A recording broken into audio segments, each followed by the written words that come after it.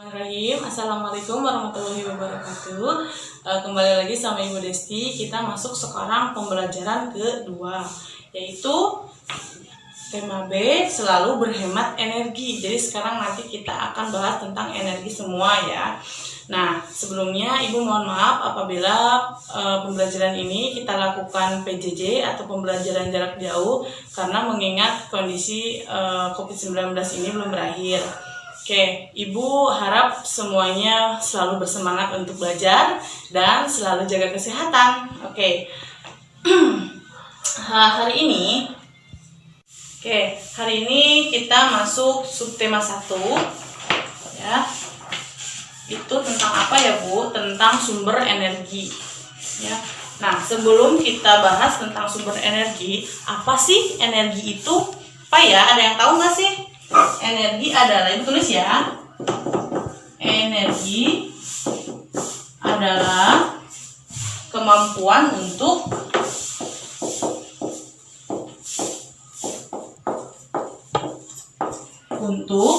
melakukan usaha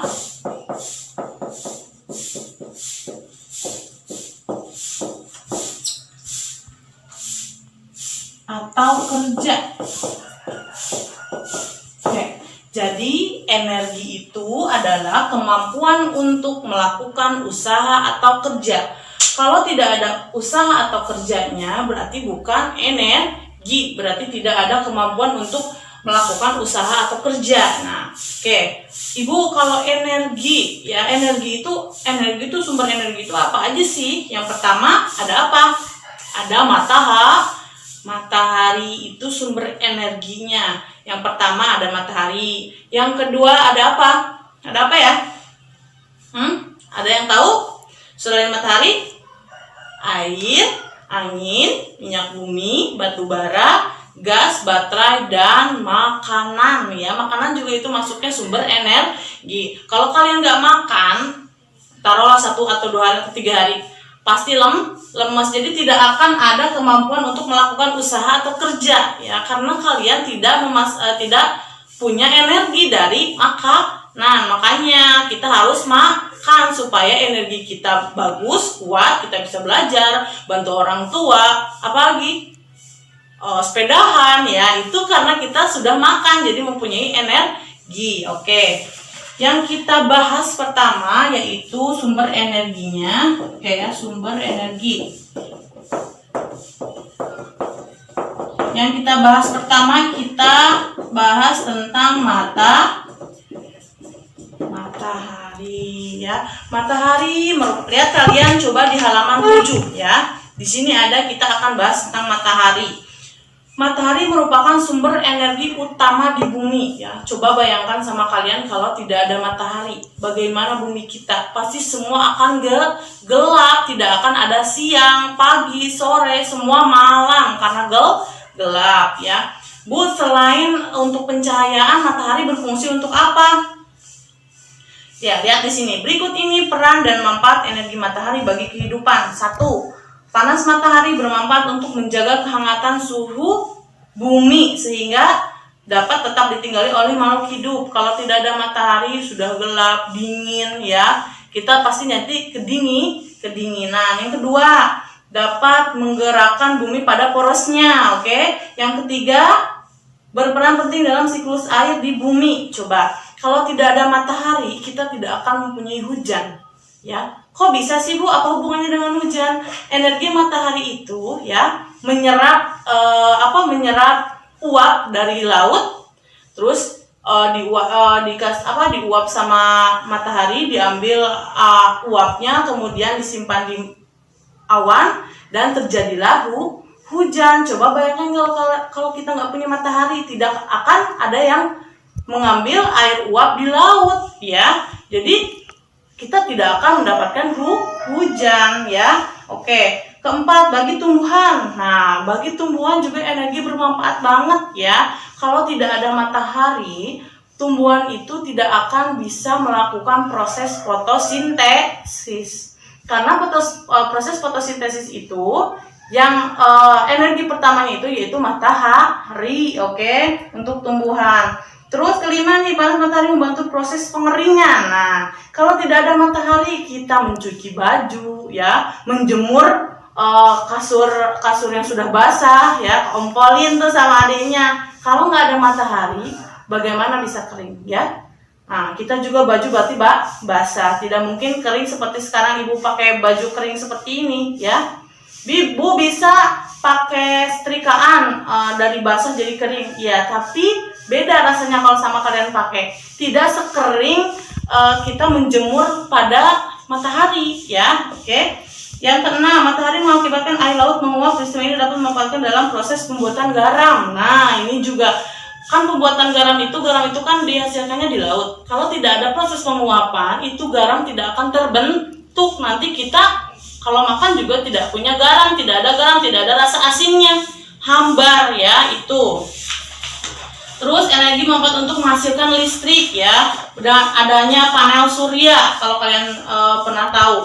Energi matahari berfungsi untuk membunuh kuman. Nah, sekarang udah banyak kuman-kuman, banyak virus-virus. Kalian harus rajin berjemur karena matahari itu membunuh kuman, ya. Jadi pagi-pagi berjemur. Ibu kalau misalkan jam 12, nah kalau udah jam 12 itu bukan berjemur, ya, tapi kalian fisik, lari fisik, keringatnya keluar. Nah, itu juga bagus. Cuman untuk berjemur dari pagi sampai jam 11, jam 10-an. Nah, itu bagus, ya, sehat, ya, untuk membunuh kuman. Yang kesembilan, cahaya matahari membantu proses pengubahan provitamin D menjadi D, tuh, ya, bagus sekali buat kesehatan tulang, ya. Oke.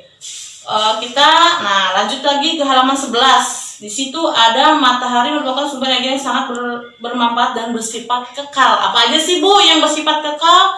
Matahari, ya, air, kemudian apa lagi? Coba, matahari, air, dan udara.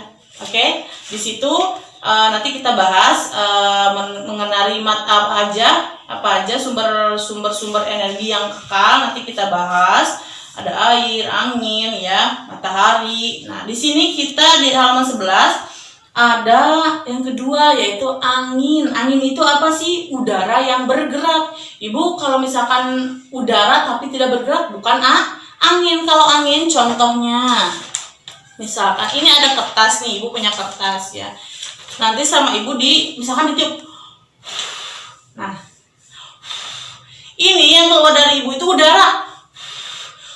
Nah, ketika ibu tiupkan ke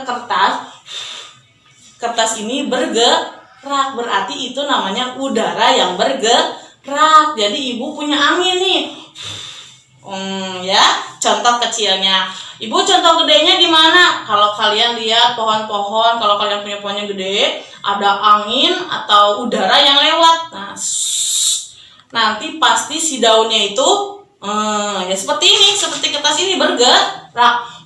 Tuh, oke? Nah, itu angin, ya. Angin juga mempunyai banyak sekali manfaat. Yang pertama apa? Dalam siklus air, angin berperan menggerakkan awan. Nah, tadi yang sudah ibu bahas, ya. Kalian kalau mau hujan itu ada prosesnya. Yang pertama diuapkan oleh matahari, kemudian dibawa ke awan. Nah, setelah di awan, ya, menggerakkan awan sehingga turun hujan. Si angin, misalkan ini awan nih, ya. Si angin itu menggerakkan udaranya ke awan sehingga si awan melebur dan menjadi jatuhnya hujan. Dari uap itu menjadi air, kemudian hujan. Yang pertama. Yang kedua, angin membuat suhu panas di suatu tempat menjadi lebih sejuk. Coba bayangkan kalau kalian tidak punya angin, misalkan di rumah kalian, wah, rasanya sangat panas sekali, ya. Berarti angin sangat berfungsi sekali, ya. Oke, yang ketiga, angin membantu proses penyebaran biji tumbuhan. Nah, nanti kita bahas tentang itu. Nah, untuk tumbuhan yang memerlukan penyerbukan, kalau tidak ada angin itu tidak akan terjadi proses pertumbuhan atau nanti kita bahas. Oke, yang keempat. Nah, angin laut, angin yang berhembus dari laut ke darat itu dimanfaatkan nelayan untuk kembali menangkap ikan di laut. Berarti untuk angin yang berhembus, itu angin terjadi pada siang hari. Ya, berarti angin laut itu terjadi pada siang hari. Kalau angin darat terjadi pada malam hari untuk berangkat menangkap ikan, berarti untuk pergi. Kalau yang tadi untuk pulang. Nah, keenam, angin juga memiliki energi yang dapat menggerakkan benda-benda, misalnya perahu layar ya. Itu kalau perahu layar kan seperti ini gambarnya misalkan. Nih. Nah, ini si benderanya itu ditiup oleh angin sehingga bisa bergerak. Oke. Nah, terus sering dengan perkembangan teknologi saat ini angin dimanfaatkan untuk sumber energi listrik tuh. Wow ya, sangat bermanfaat sekali. Nah, di sini nanti kita ada praktek ya. Nanti kita lewat dulu ini. Ada membuat kincir air. Nah, di halaman 16 di sini ada selain angin, air, matahari, ada teks petunjuk ya. Teks petunjuk penggunaan alat berupa langkah-langkah menggunakan suatu alat sehingga alat berfungsi dengan baik. Kalau kalian misalkan beli kipas angin baru, di situ pasti ada teks petunjuknya. Yang pertama, misalkan di sini ya contohnya ya. Petunjuk menggunakan kipas angin listrik. Yang pertama, masukkan steker pada stop kontak. Oke. Yang kedua, tekan tombol on. Kalau nggak ditekan nggak akan nyala ya. Yang ketiga, tombol 1 2 3 sesuai dengan kecepatan angin. Tuh tekan. Tekan tombol putar untuk memutar kepala kipas, bisa. Nah, di sini kalau kalian tidak ada petunjuknya, mungkin kalian agak bingung bagaimana cara menggunakannya. Misalkan ya, untuk handphone kan beda-beda, pasti nanti petunjuknya juga akan beda-beda. Makanya sebelum kalian memfungsikan suatu barang yang baru, silahkan kalian nanti lihat dulu ada petunjuknya tidak. Kalau ada berarti harus dibaca terlebih dahulu agar nanti kalian tidak salah. Misalkan jadi salah, misalkan jadi rusak si barangnya, padahal kalian sudah baru beli. Nah, rusak karena kalian tidak membaca petunjuk penggunaannya ya. Oke, jadi teks petunjuk adalah penggunaan alat berupa langkah-langkah menggunakan suatu alat sehingga alat dapat berfungsi dengan baik. Oke. Nah, di halaman 17, Ibu suka nih kalau ada pelajaran menyanyi ya. Di sini ada kupu-kupu yang lucu ciptaan Ibu Sud. Nah, di sini lagu kupu-kupu yang lucu ini nadanya rendah dan tinggi. Ada yang rendah, ada yang tinggi ya. Tunjukkan nada rendah dan nada tinggi dalam lagu tersebut. Oke. Memiliki tempo lento ya, bersifat lambat. Nah, oke. Sepertinya ini lagu sudah lama sekali. Ibu waktu kecil juga sangat suka sama lagu ini. Nanti Ibu nyanyikan ya dengan tempo yang lambat. Oke. Nah, nanti di video selanjutnya Ibu nanti akan menyanyikan kupu-kupu yang lucu dan ada satu lagi lagu ya. Jadi kita lewat dulu yang ini ya. Oke. Nah, di halaman 19 di sini ada sumber daya alam. Apa sih sumber daya alam itu, Bu? Segala sesuatu yang muncul secara alami yang dapat dimanfaatkan oleh manusia untuk mencukupi segala kebutuhan hidupnya. Berarti sesuatu yang muncul alami dari alam, tidak dibuat-buat, untuk dimanfaatkan oleh manusia memenuhi kebutuhan. Apa aja sih, Bu? Nah, di sini ada nih sumber daya alam yang kekal. Berarti tadi sumber daya alam yang tidak akan habis karena selalu tersedia dan dapat digunakan sebanyak-banyaknya, yaitu tidak akan pernah habis. Contohnya apa aja, Bu? Matahari, angin, dan air. Tadi Ibu sudah bahas apa aja yang kekal? Matahari, air, dan angin ya. Itu kalian kalau menggunakan matahari tidak akan ada habisnya. Air juga, angin juga. Tapi ya, kalian itu harus berhemat ya. Bu kan itu mah kekal, nggak akan habis. Tapi kita juga harus berhemat ya. Alam juga harus ada waktu istirahatnya ya. Tidak seharusnya kita selalu ngambil energi mereka ya. Walaupun kekal, tapi kita juga harus berhemat. Oke. Sumber yang kedua ada sumber daya alam yang dapat diperbaharui ya. Contohnya apa, Bu? Sumber daya alam yang dapat diperbarui adalah sumber daya alam yang dapat diusahakan kembali keberadaannya, berarti bisa didaur ulang, oke?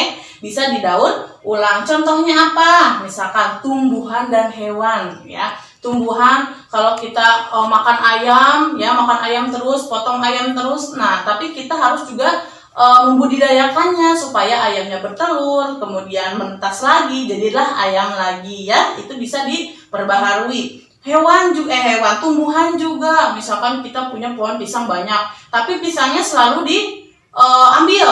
Nah, untuk supaya si pohon pisangnya selalu ada, kalian tanam lagi tunasnya yang baru supaya menjadi pisang kembali. Oke, ngerti? Nah, ada yang ketiga nih, sumber daya alam yang tidak dapat diperbaharui. Nah, ini yang paling penting ya. Apa aja sih Bu? Apa sih sumber daya alam yang tidak dapat diperbaharui itu? Sumber daya alam yang dapat habis jika digunakan terus-menerus, ya. Sedih banget kalau misalkan sumber daya alam kita banyak, kemudian ini masuknya sumber daya alam yang tidak dapat diperbaharui. Nah, akhirnya kita selalu memakainya terus, akhirnya habis. Bagaimana tidak dapat berperbaharui, berarti ya sudah, tidak bisa ada lagi yang harus dibawa dari sumber daya alam itu. Makanya untuk ini kita harus penting ya, ini apa aja sih sumber daya alam yang tidak dapat diperbaharui? Contohnya yang pertama minyak bumi, ya. Minyak bumi itu apa aja sih Bu? Bensin, minyak tanah. Nah, itu masuknya minyak bumi. Gas juga tuh, batu bara dan barang tambang, ya. Barang tambang itu yang suka digali pakai bulldozer, ya. Terus pakai cangkul. Nah, itu masuknya barang tambang, ya, seperti emas, apalagi banyak sekali ya, nanti kalian cari tahu. Nih, minyak bumi dan batu bara tuh. Minyak bumi dan batu bara terbentuk dari makhluk hidup yang telah mati dan terpendam selama jutaan tahun, ya. Nanti kalau kita juga bisa diperbarui, tapi itu sudah jutaan tahun, bagaimana? Ya, apakah kita keumuran segitu? Kan tidak mungkin. Makanya untuk sumber daya alam ini kita harus sangat-sangat berhemat. Ibu, gimana caranya kita berhemat? Nah, misalkan kalau kalian dekat rumahnya dengan sekolah, ya, gak usah diantarin motor, jalan kaki saja atau memakai sepeda, ya. Nah, itu contohnya untuk kalian berhemat untuk sumber daya alam yang tidak dapat diperbaharui. Oke. Nah, yang ketiga nih ada di halaman 22, manfaat air, ya. Tadi kita di sini Ibu lupa nggak ditulis nih. Tadi ini matahari, kemudian angin, ketiga ya. Air, manfaat air apa sih Bu? Ya. Air merupakan salah satu sumber energi, ya. Kalau kalian tidak minum, bagaimana? Bagaimana tuh kalau tidak minum? Pasti lemas banget karena tidak ada cairan di dalam tubuh. Manfaat air yang pertama tuh, kesehatan menjaga suhu tubuh, mengeluarkan racun dari tubuh, menjaga dehidrasi. Dehidrasi itu apa Bu? Kekeringan atau kepanasan. Nah, itu nanti masuknya ke manfaat air. Kalau misalkan kita minum air, kita tidak akan dehidrasi. Yang kedua, air membantu kebutuhan hidup manusia sehari-hari seperti minum, tadi memasak, minum, mandi, mencuci, ya, dan lain-lain. Keselamatan, air berguna untuk keselamatan, memadamkan kebakaran, ya. Air, nah silakan nanti kalian ini baca tuh manfaat air. Nah, di sini Ibu akan bahas tentang manfaat air bagi hewan juga, ya. Yang pertama pasti menjaga suhu tubuh, seperti kita butuh minum, ya, supaya tidak terjadi dehidrasi. Yang kedua menjaga tekanan darah tuh. Yang ketiga berperan melancarkan pencernaan, ya, sama seperti manusia. Yang keempat alat transportasi nutrisi ke seluruh bagian tubuh, ya. Nah, oke, di sini ada manfaat air pada hewan dan manfaat air pada tumbuhan, ya. Tumbuhan juga sama membutuhkan air, ya. Kalau tidak ada air, mungkin mereka tidak akan ada melarutkan zat-zat hara dalam tanah sebelum diserap akar. Tuh, tidak ada yang akan melakukan fotosintesis menghasilkan zat-zat penting tuh ya. Air mengatur tekanan pada sel tumbuhan, sama juga ya seperti manusia, hewan juga butuh air karena kita itu makhluk hidup, jadi pasti butuh air. Nah, di sini ada hak dan kewajiban. Tuh, ada hak dan kewajiban ya. Apa sih itu hak, Bu? Ya, ini Ibu hapus dulu ya. Energi kita sudah selesai. Kita masuk ke hak dan kewajiban. Hak adalah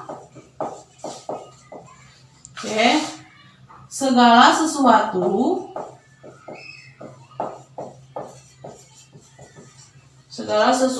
yang harus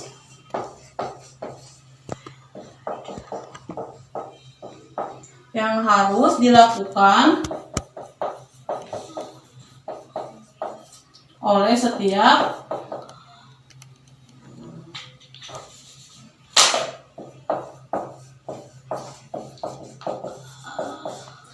setiap orang yang telah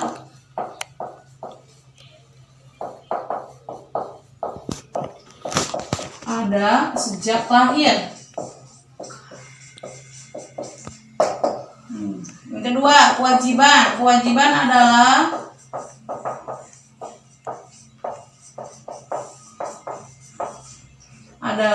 segala sesuatu yang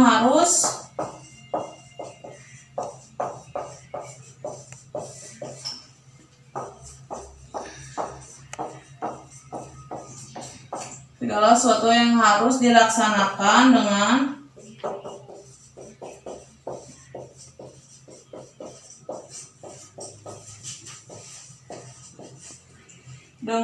penuh tanggung jawab.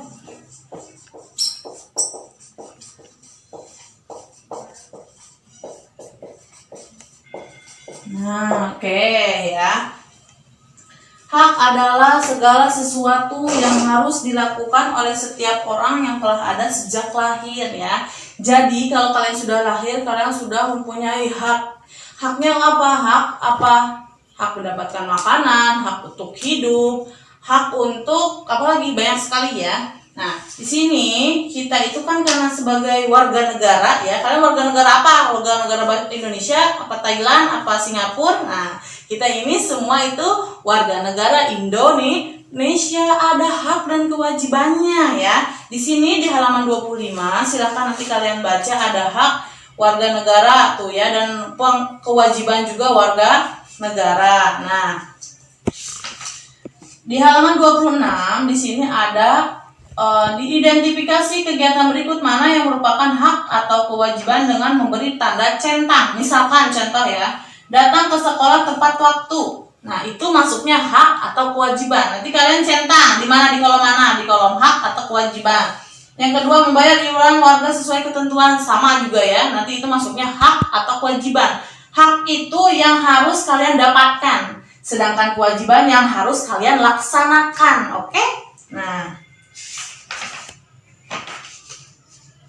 ya, di halaman 27 itu masuknya juga energi. Nanti kalian silakan baca, sudah Ibu terangkan ya, apa energi apa. Kemudian nah, ini halaman 31 juga silakan isi. Ada hak untuk belajar tuh ya. Hak untuk apa? Di gambarnya nih, lihat. Ini hak untuk apa? Ini hak untuk apa? Karena misalkan alasannya apa? Tulis ya.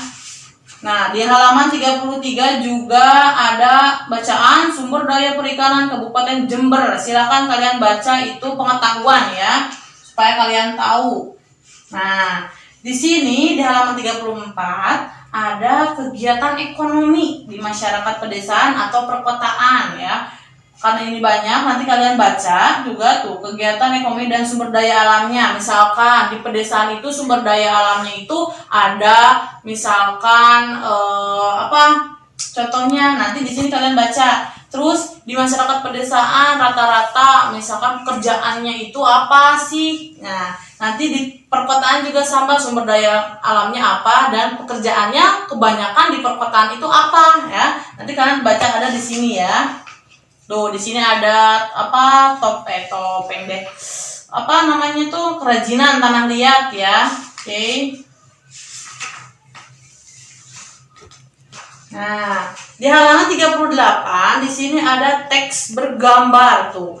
Ayo hemat bahan bakar mulai sekarang. Bahan bakar itu apa tadi? Sumber daya alam yang tidak dapat diperbaharui ya. Tuh kan makanya di sini ada ajakan, ayo hemat bahan bakar. Terus mulai sekarang ya, naik angkutan umum ya, tidak memakai angkutan pribadi. Yang kedua, air gunakan seperlunya, berhemat dengan air walaupun air itu sumber daya alam yang kekal, tapi kita harus tetap berhemat. Oke?